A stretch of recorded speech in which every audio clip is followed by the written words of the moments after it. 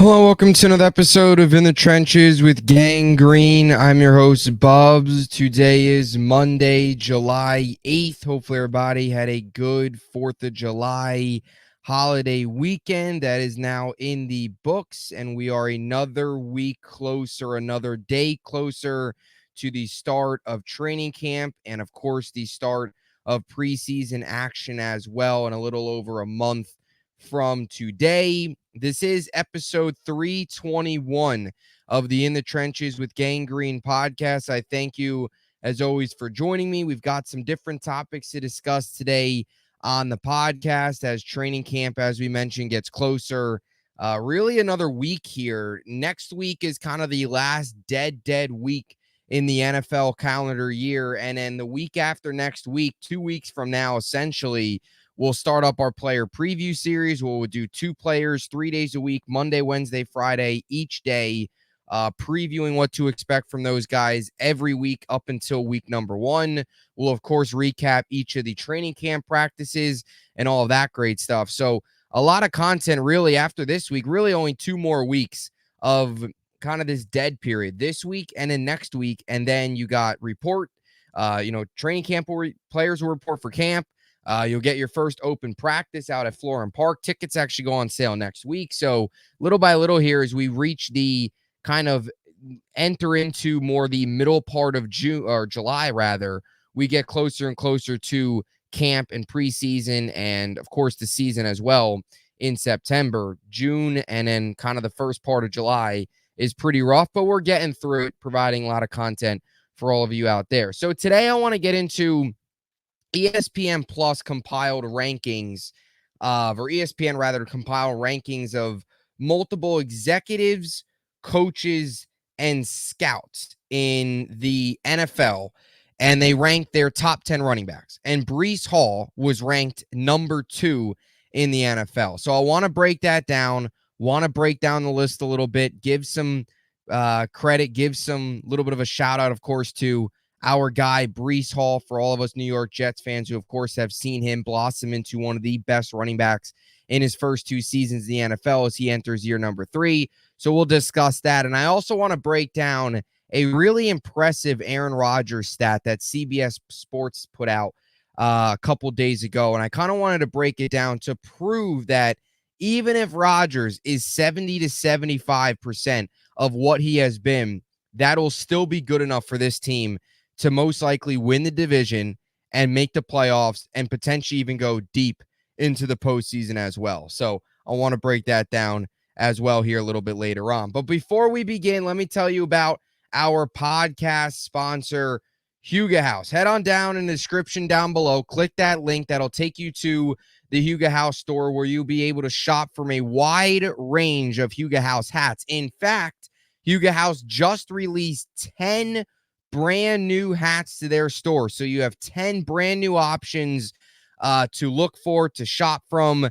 And of course, also the hats that they've already had in stock, like the one that I've got on right now, or any of the ones that Aaron Rodgers wears, or even comedian Shane Gillis wears. He actually is wearing the same one I'm wearing right now. If you want any of those hats or the 10 brand new ones or any of the other hats that they've got, head on down in the description down below. Click that link. When you find a hat, use promo code BUBS for 15% off any purchase at Huga House. Get yourself some swag and, of course, help support the podcast as well.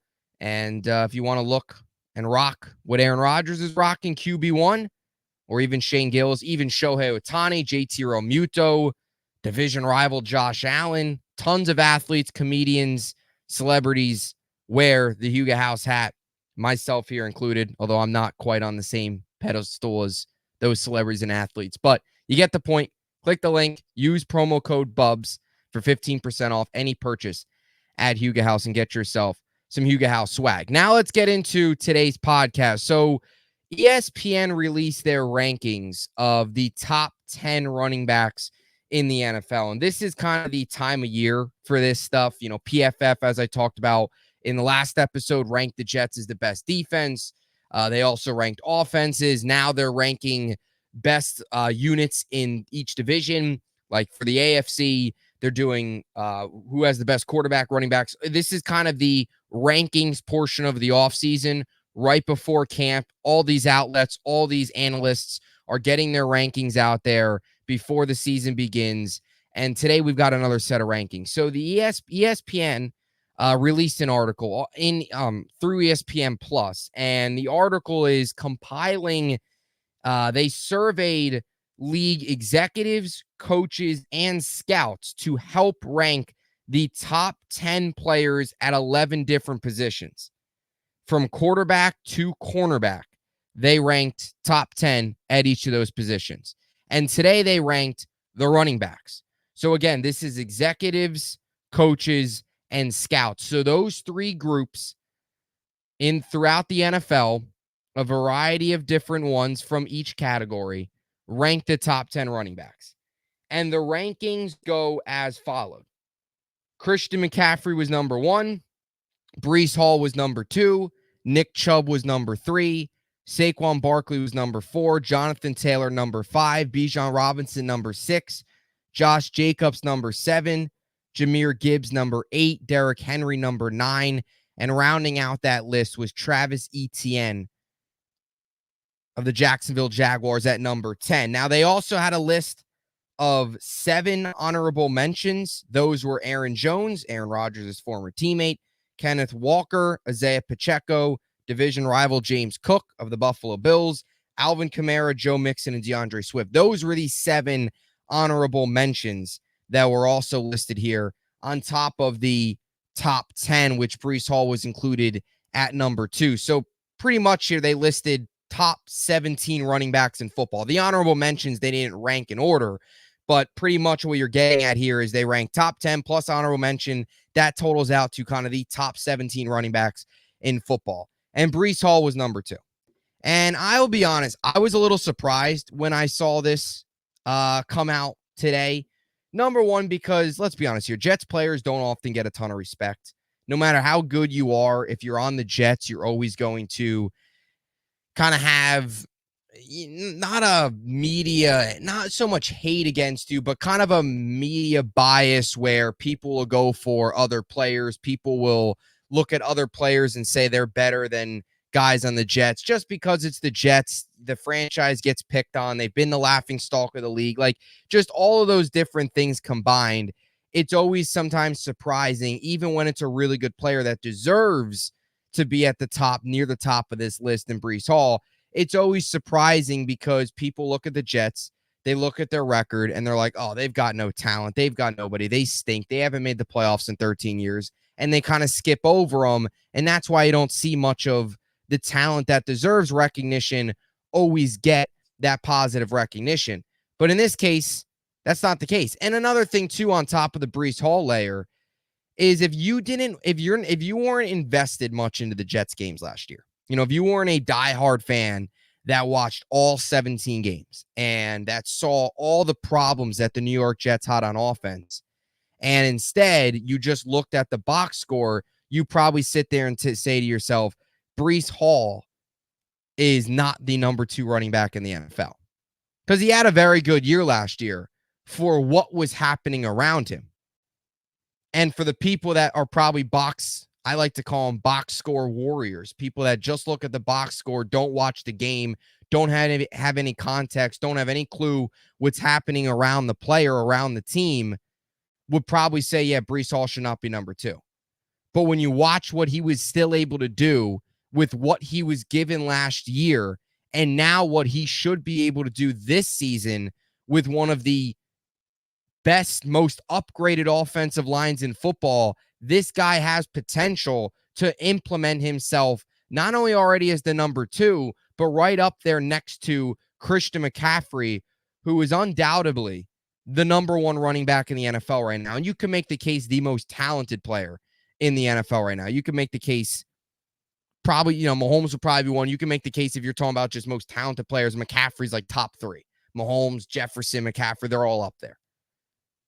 But Breece with a legit offensive line is right in that category as well. And even if you look at his numbers last year, he deserves this. He deserves this ranking. He earned this ranking. Breece Hall is number 2.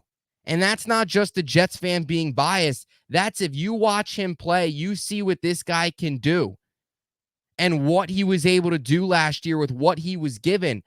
Not only did Garrett Wilson and all these other receivers have to deal with bad quarterback play, but Breece Hall also had to deal with that same bad quarterback play. And I know some people that, they're like, oh, a quarterback doesn't affect a running back. Well, it does when the quarterback's incompetent of stretching the ball downfield where they're stacking 8 in the box and they're expecting run every time. That's when it affects the running back. And even with that happening last year, where teams knew the Jets were running the ball, they knew it was going into Breece Hall's hands. He was still able to put up productive numbers. He still almost eclipsed the 1,000-yard rushing mark. He still was able to put up 1,585 all-purpose yards last season. And on top of that, he had an offensive coordinator that didn't even know he was that good in the passing game until that New York Giant game where the New York Jets got saved by Tommy DeVito not being able to throw the football. If you remember, Nathaniel Hackett was like, oh, I didn't even know Breece Hall was that elite of a receiver. And we're like, what? You waited until week 8, I think it was actually, because the Jets were coming off their bye week. You waited until week 8 to realize that Breece Hall is a good receiver out of the backfield. And he still, after that, with an incompetent offensive coordinator, went out there and put up 591 receiving yards and 4 touchdowns. And on the ground, 223 carries, 994 yards, 4.5 yards per carry. And that was also coming off a torn Achilles, where in his first game, in fact, his first run against the Bills was that 20-yard run, that handoff by Aaron Rodgers. We all thought the Jets are going to the Super Bowl. 3 snaps later, of course, the season ended. But in that same game, he had that 82-yard run against Buffalo. He had a very impressive performance against Cleveland, both on the ground and through the air. He had that game against Washington last year, where he had 95 yards on the ground, 2 touchdowns on the ground, and 96 yards through the air as a receiver. You're going to see more of that this season. The point here I'm trying to make is he deserves to be number 2. He is the second best running back in football. There's not much debate. With what he's been handed through his first 2 seasons. This was also a guy, too, remember, he was going to run away with the Rookie of the Year if he didn't tear his ACL against Denver last season, 7 games into the year. He plays, or 2 years ago, rather. He plays the full season in 2022. He's winning Rookie of the Year. And if he has a competent quarterback last year, he'd be right up there with Christian McCaffrey in terms of total yards. McCaffrey last season had 2,023 yards. I can almost guarantee, I think most people can almost guarantee, Breece Hall with a upgraded offensive line, with an actual quarterback that can stretch the field, so they're not going to be stacking the box, waiting for Breece Hall to run it. With all that happening, he's going to be right up there this year when it comes to 1,800, 1,900, 2,000 yards, because you assume he could probably put up 1,200, 1,300 yards on the ground. And then he can easily put up another 500 even. He'll easily eclipse 600 probably this year through the air. 13 on the ground, 600 plus through the air. That's about 1,900. That's right around that 2,000-yard all-purpose yard mark. Breece Hall is more than capable of doing that this season. He's an absolute beast. And something else I think, too, what is so good about Breece Hall is when he's running, it's something, I think the most impressive part, it doesn't even look like he's trying. He's just so smooth, so skilled, such a dominant player, one of the best in the game. And he's proven that through his first 2 seasons. And he's only played 24 games. And he's only 23 years old. Absolute stud. Number 2, Breece Hall.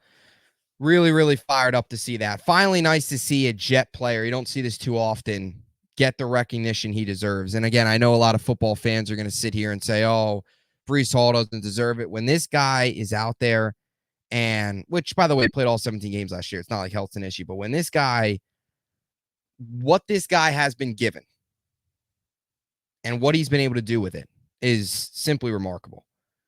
I mean, he pretty much went off last year with 1,000 yards with the worst offensive line playing football. Let's give you some numbers of the New York Jets offensive line last year for those of you that still don't know how bad it was. They allowed 64 sacks. That was tied for most in the AFC. 27% pressure percentage allowed. That was second highest in the NFL. They allowed 188 pressures. That was most in the AFC. They allowed 60 hurries, second most in the AFC. And I think the most embarrassing number, there's 17 games in a season. The Jets had 13 different offensive line combinations in those 17 games. 13 different combinations in 17 games. Terrible, terrible ratio. Breece had a run behind that, and he still averaged well over 4 yards a carry, put up 5 touchdowns through the ground, and was 6 yards shy of the 1,000-yard mark. That's how good he is. And this year, he's going to take it to another level. Behind Tyron Smith, from left to right, Tyron Smith, John Simpson, Joe Tippmann, AVT, Morgan Moses. Phenomenal. And a couple guys, too, that are really good downhill running blockers or downhill run game blockers. John Simpson's good downhill. Morgan Moses is good downhill. All of those things are going to help Breece Hall become even better and even explode to another level this season. So really cool to see Breece number 2. As for the rest of the list, just from an NFL perspective quickly here before we get to Aaron Rodgers, and I want to throw a couple quotes up on the screen as well for Breece, which we'll actually do that first. So here were a couple of the quotes in the article. The article basically saying how Hall is considered the game's best running back under the age of 25 with big upside entering year 3. Looked great rookie year before tearing the ACL. Last season, he averaged 4.3 yards per carry against the heavy box 8 or more defenders, which ranked 5th in the NFL. Hall provided versatility with 76 catches for 591 yards, along with 994 rushing yards. And these are a couple quotes in the ESPN Plus article that said, natural rusher with acceleration through the hole. A high-ranking NFL official said he's got power and can create his own shot by making someone miss. His ability to make guys miss, too, in the open field is, I think, another key piece to his game as well. This was another quote in the article. Legit dual threat, a glider with high-level change of direction and vision. An NFL personnel evaluator said, home run hitter with the ball in his hands, can grind volume, create explosives at any moment. Just an absolute monster. So those were a couple of the quotes that were labeled in the article discussing Breece Hall and his ranking at number 2 behind Christian McCaffrey. As for the rest of the list, I'm not going to go into a ton of it because this is, of course, just more of the Jet perspective on things. And Breece Hall, CMC obviously 1, Breece 2, Chubb 3. I think that's probably pretty normal. You can make the case Saquon's probably a little too high. I think he is. I don't know. I not a huge as high on Saquon as others. Like, I think Jonathan Taylor at his best might be better than Saquon. Bijan Robinson with a legitimate head coach that knows how to use him, unlike can't believe his name's sliding from me. But Bijan Robinson with an actual, head coach at the helm, unlike Arthur Smith, should be more productive. He could be even higher. Jahmyr Gibbs is a beast, we know. One guy that I'm surprised didn't even make this list at all is Kyren Williams. I am shocked that Kyren Williams is even on this list. Not even as an honorable mention. Kyren Williams is the guy that I think could potentially implement himself as top 10, top 7 running back this year in the league. I think you can make the case he might already be in that area. Maybe not top 10 yet, but he should be in the honorable mentions. He's not even in the honorable mentions. So that was one guy. I don't think it just doesn't sound right to me that Kyren Williams is, because this is 17 players they listed with 7 honorable mentions, obviously the top 10. Like, you can't tell me that Kyren Williams is not a top 17 running back in the NFL. That means he's in like the second half of the NFL. He's not even in top half of the league. That doesn't make sense. That's one thing I probably disagree with. I'd have to really break it down as to who he might replace. But yeah, that's the list. Anyway, we move on now to a really impressive stat that I wanted to discuss regarding Aaron Rodgers. I just found it interesting. And of course, it's July. This is kind of what we talk about, stats and lists. It's about all you got. when there's not much news going on right now. But CBS Sports released it the other day, a stat about Aaron Rodgers, and specifically the best ever pass touchdown interception ratio among quarterbacks with 4,000 pass yards in a single season. And for the YouTube audience, you could see it up here on the screen. So we'll go in order of the years. 2011, Rodgers threw 45 touchdowns to 6 picks. 2014, Rodgers threw 38 touchdowns to 5 picks. 2018, Rodgers threw 25 touchdowns to 2 picks. 2020, Rodgers threw 48 touchdowns to 5 picks. 2021, Rodgers threw 37 touchdowns to 4 picks. And then we skipped 2019. But 2019, Rodgers threw 26 touchdowns to 4 interceptions. So just the pass to touchdown ratio, I thought this was really an impressive stat. 4,000 pass yards in a single season, the best passing touchdown to interception ratio with quarterbacks who eclipse that 4,000 pass yards mark in a single season. Aaron Rodgers is just on this list a ton. And it really is crazy to see 45 touchdowns to 6 interceptions, 48 touchdowns to 5 interceptions, 38 to 5, 37 to 4, 25 to 2 in 2018 is absolutely crazy. Playing all 16 games and throwing just 2 interceptions is wild, out of this world. And Rodgers is one of the all-time greats when it comes to touchdown to interception ratio. Not a guy that turns the ball over a ton, not a guy that's going to throw 15, 16 interceptions in a season. This is a guy that has thrown 475 touchdowns in his career to just 105 interceptions. This is a guy that had seasons, most recently in his last couple seasons, 25 to 2, 26 to 4, 48 to 5, 37 to 4, like we just labeled. 2022, a little bit of an outlier where he had the 12 interceptions. But my point is this, like, we've talked about breaking records with Rodgers and some of the passing yards records that he could break. Maybe a passing touchdowns record as well that he could break if he's able to eclipse Fitzpatrick's record of 31 that he put up in 2015, the year that coined him the nickname Ryan Fitzmagic, pretty much. The one-year wonder that was Fitzpatrick that year in 2015. Can Rodgers beat rat records? Certainly, potentially completions. But like, this is just the thing. And, you know, those numbers are crazy. They did the low amount of interceptions and the crazy 40-plus touchdown seasons and the 4,000-yard-plus seasons. But even if Rodgers is 70 to 75% of what he's been, which I think would probably be a year close to 27, 28 to 30 touchdowns to maybe 9 to 10 picks, that's probably 75% of Rodgers. This team's easily getting to 11 wins and definitely puts themselves in a position to win the division.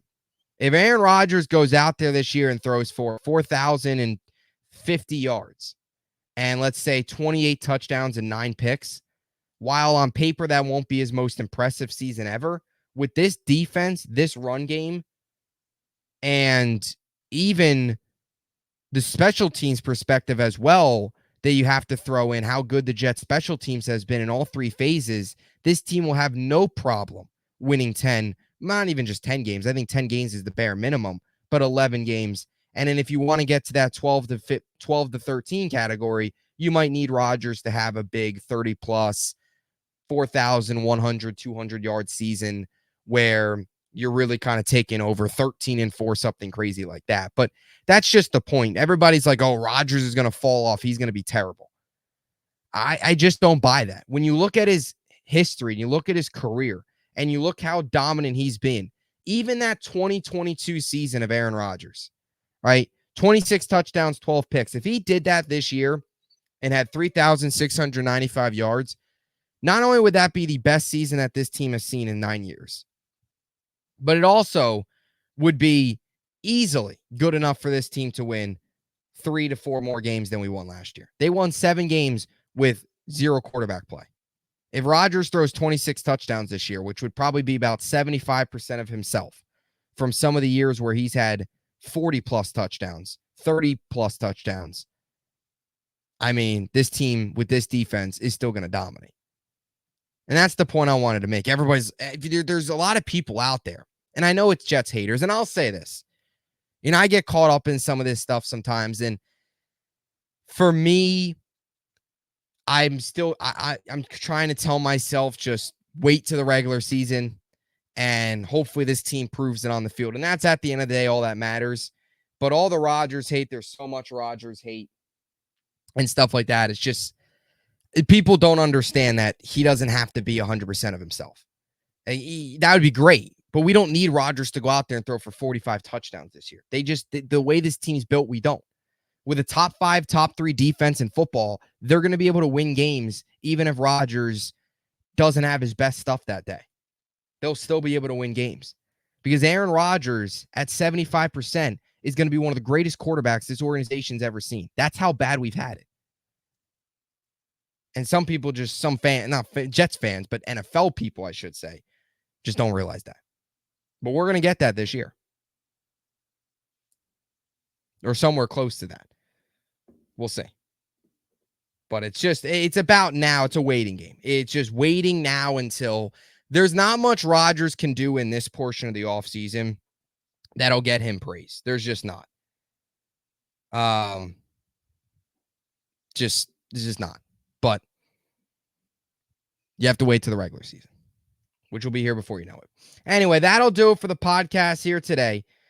Once again, head on down in the link in the description down below. Click that link. That'll send you to the Huga House store, and you can shop from a wide range of hats. They just added 10 brand new hats. You want to get the hat I'm repping right now, or any of the ones that Aaron Rodgers wears, or even comedian Shane Gillis wears as well. Head in the link in the description down below. Use promo code BUBS at checkout for 15% off your purchase and get yourself some Huga House swag. So that'll do it. We'll be back with a lot more content coming your way.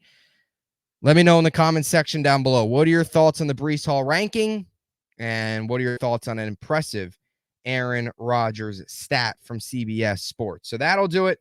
As always, hope you enjoyed it. Thanks for watching on YouTube. Thank you to those listening on all the different podcast platforms. On YouTube, make sure to please like and subscribe.